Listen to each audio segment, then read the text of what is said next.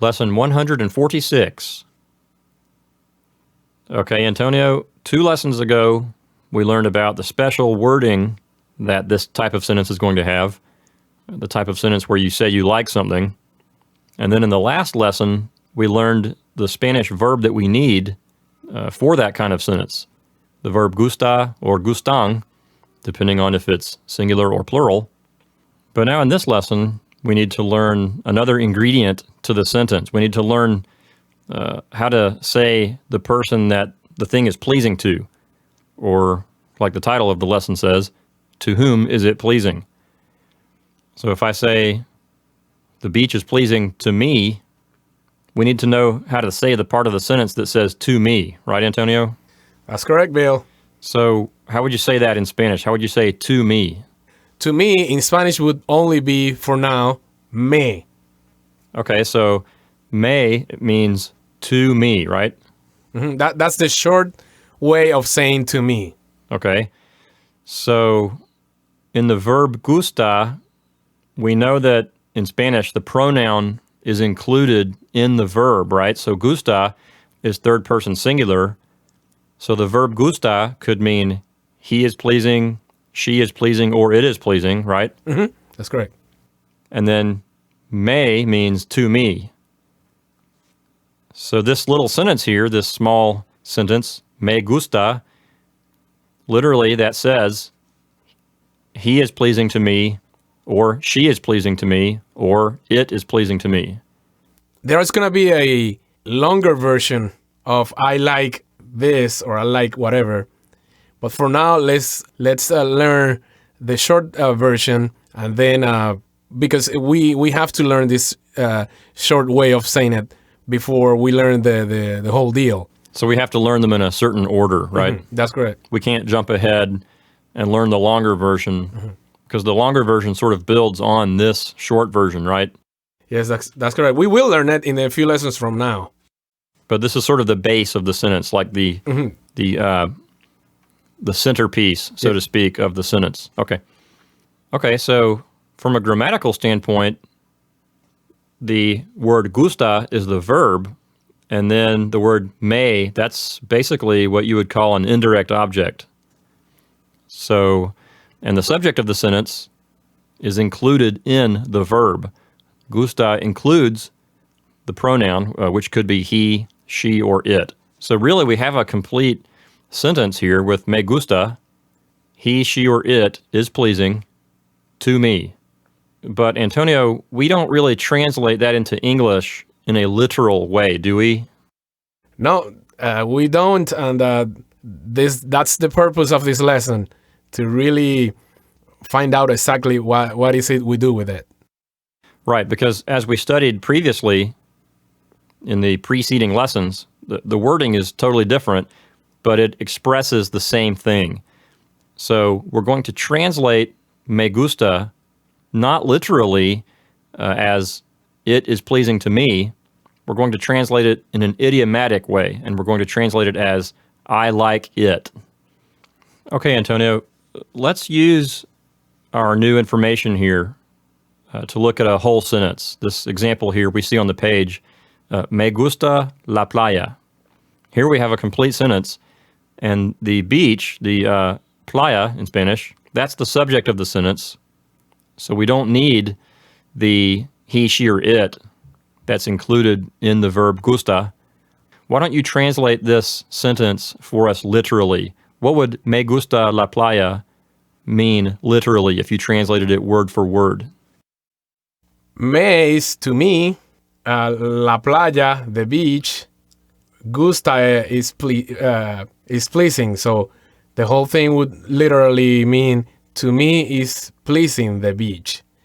Now that sounds kind of confusing because in English we really don't talk like that, but that would be the literal translation. So not only is the wording different, the actual order of the words is different too. Everything is different. Mm-hmm. So this really will take some getting used to, right? That's all it takes. That's what it takes. So if our listeners just practiced this over and over, they could build up just the speech habits of it, and it would just become second nature with a lot of practice, right? Mm-hmm. Okay, so As of now, we know how to say this in the first person. We know how to say I like something, or literally, something is pleasing to me. What if I wanted to say to someone that person likes something? In other words, what if I wanted to say, you like the beach? In Spanish would be te gusta la playa, which literally would be to you is pleasing the beach, as opposed to saying the beach is pleasing to you. The literal translation in that specific order would be to you is pleasing the beach. So we again change orders here in order for us to be able to translate literally exactly the way it is in Spanish. Okay, so the only word really that's different from our previous sentence is the word te. The first one said me gusta la playa. Now we have te gusta la playa. Mm-hmm.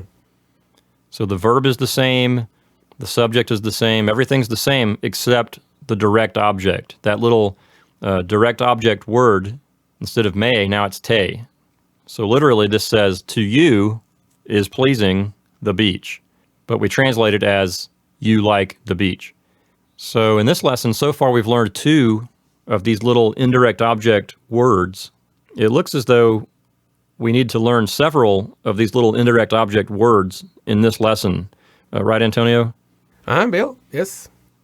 So the word may, that's like the first person singular indirect object word. Te would be the second person singular indirect object word.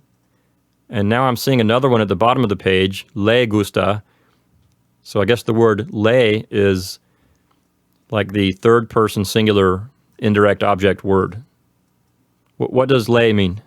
Le can either mean to him or to her or to it.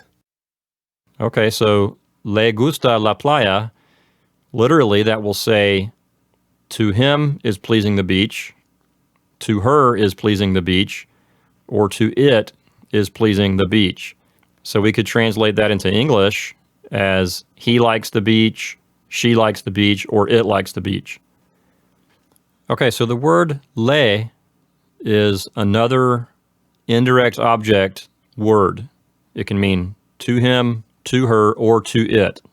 Now, Antonio, if you say the word le like that, how does the listener know if you mean to him, to her, or to it? Because really it could mean any of those 3. How does the listener know what you mean? It depends on the context. If it's clear who is liking the thing in the conversation, then that's how we will know if it's going to be him or to her or to it.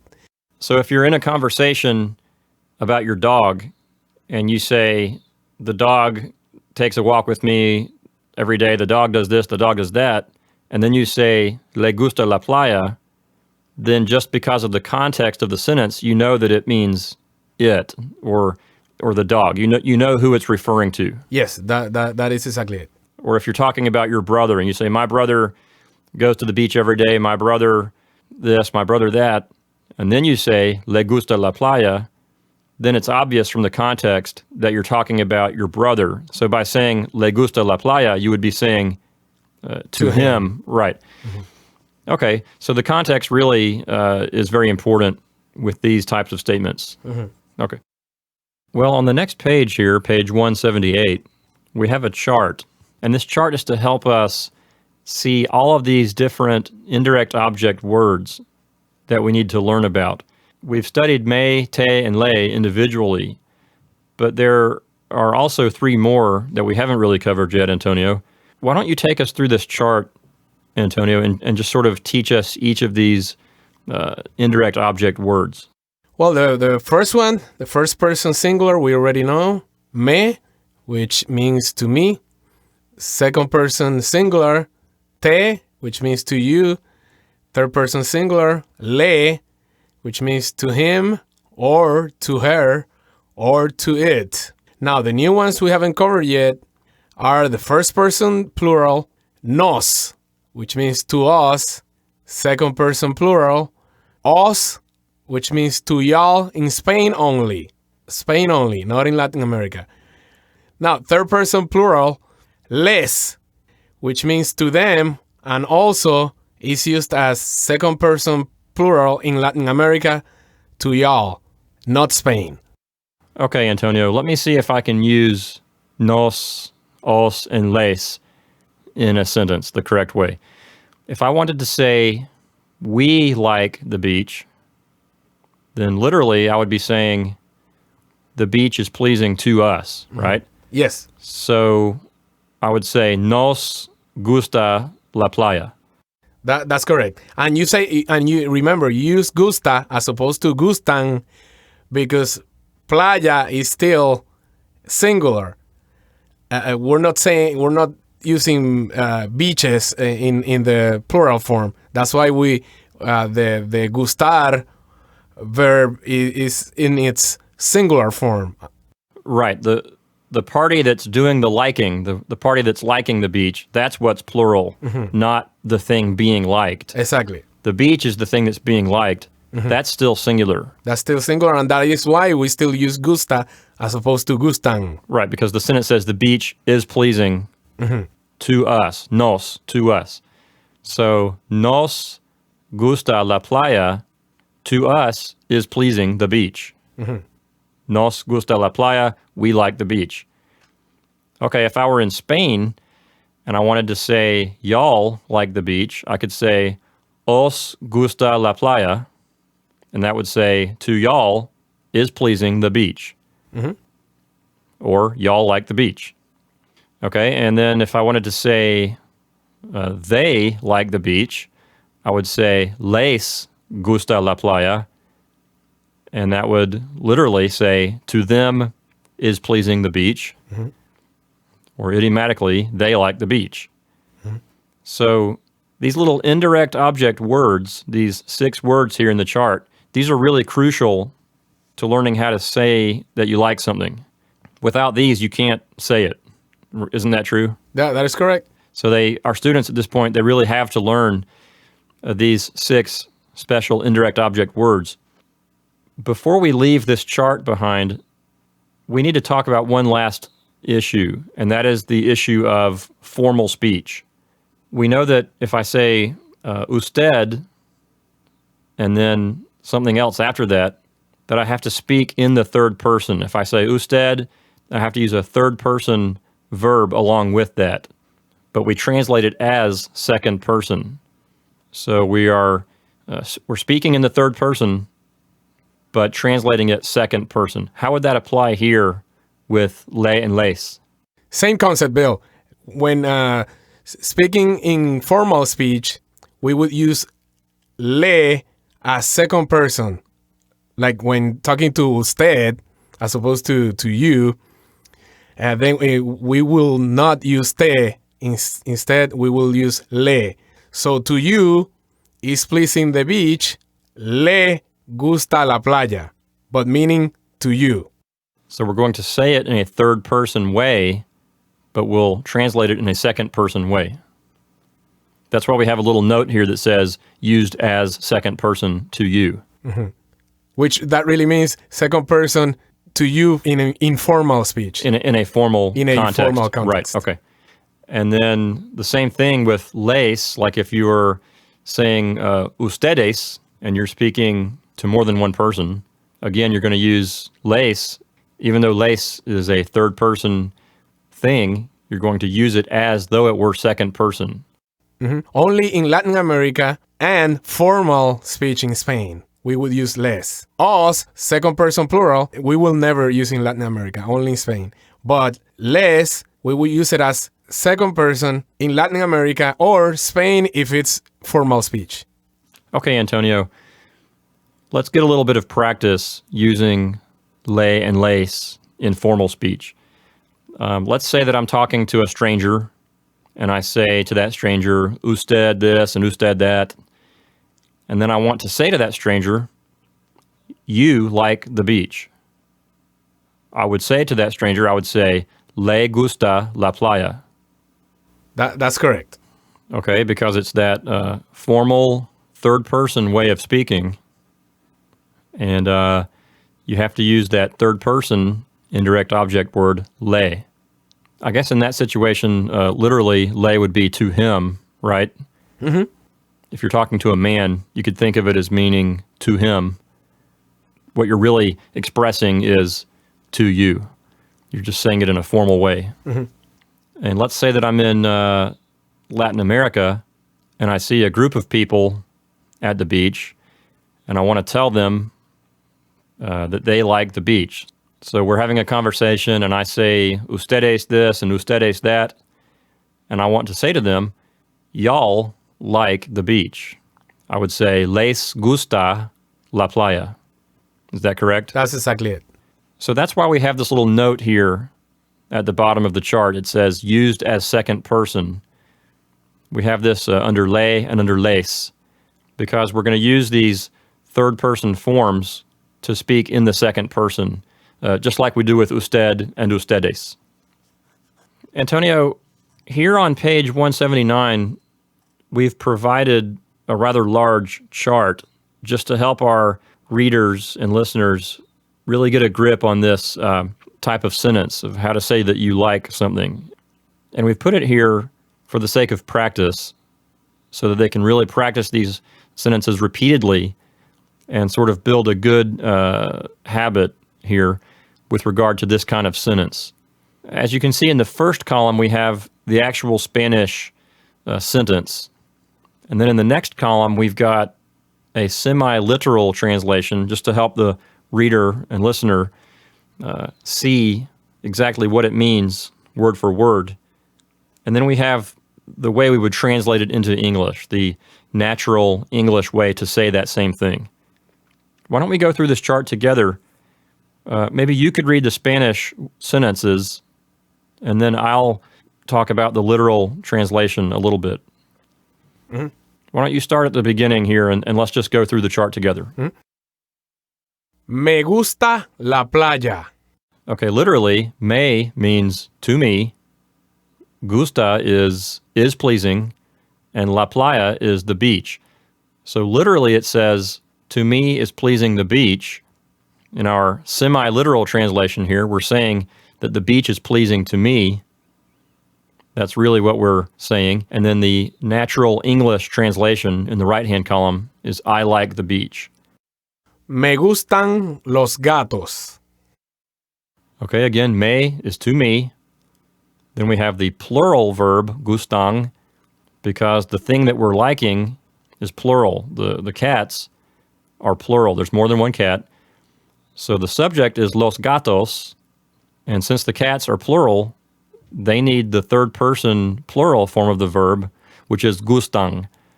So literally, to me are pleasing the cats, or as you see in the middle column, cats are pleasing to me, and then the actual English translation, I like cats. Te gusta la playa. Okay, te means to you, and la playa is the beach, and then gusta is the verb, that's third person singular. So what this sentence is saying is the beach, gusta, is pleasing to you. Or in English, we would say, you like the beach. Te gustan los gatos. Okay, here we have a similar sentence, but with one difference. The thing that's being liked is now plural. We have the cats back again, the los gatos, and since the cats are plural, they need the plural form of the verb, which is gustan. It wouldn't make any sense to say the cats is pleasing. The subject and the verb would not agree with one another. You have to have the third person plural form. So what we're saying here is the cats are pleasing to you. Of course, the natural English way would be you like cats. Le gusta la playa. Okay, here we have that special third person indirect object word, which is le. The subject here is la playa, the beach, and the verb here is gusta, that's third person singular. So we're saying here the beach is pleasing, and then we have at the beginning of the sentence le, which means to him, to her, or to it. So we're saying the beach is pleasing to him, the beach is pleasing to her, the beach is pleasing to it, and the natural English way to say that would be he likes the beach, she likes the beach, or it likes the beach. And remember that the context makes a big difference for a sentence like this. To speak to someone in a formal type of way, you would use this third-person construction, but it would be interpreted in a second-person kind of way. You would be saying, the beach is pleasing to you.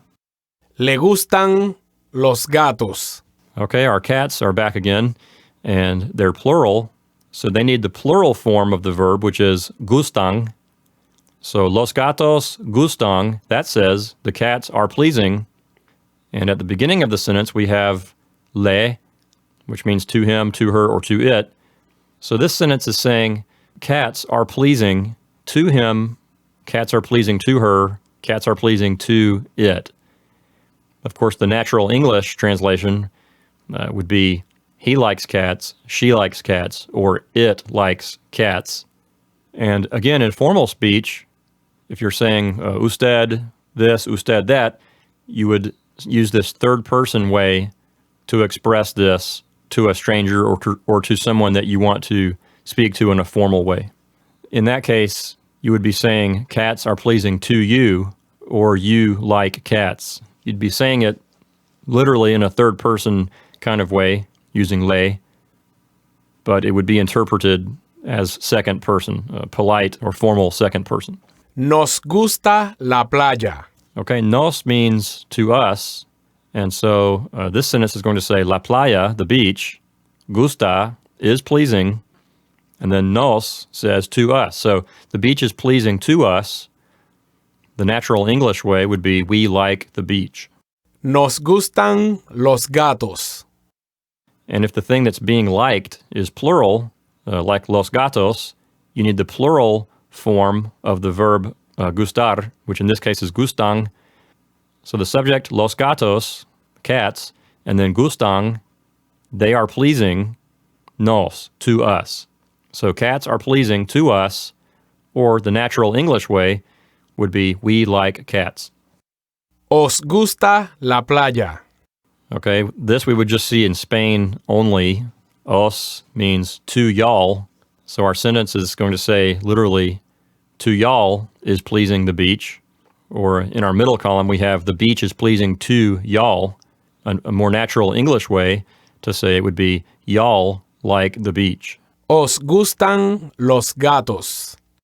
And if the thing that's being liked is plural, you need the plural form of the verb, in that case, gustan. So los gatos gustan, the cats are pleasing. And then at the beginning of the sentence, os means to y'all. So the cats are pleasing to y'all, or a natural English way to say it would be y'all like cats. Les gusta la playa. The word les is basically the plural form of le. It's a third-person plural indirect object word, and it means to them.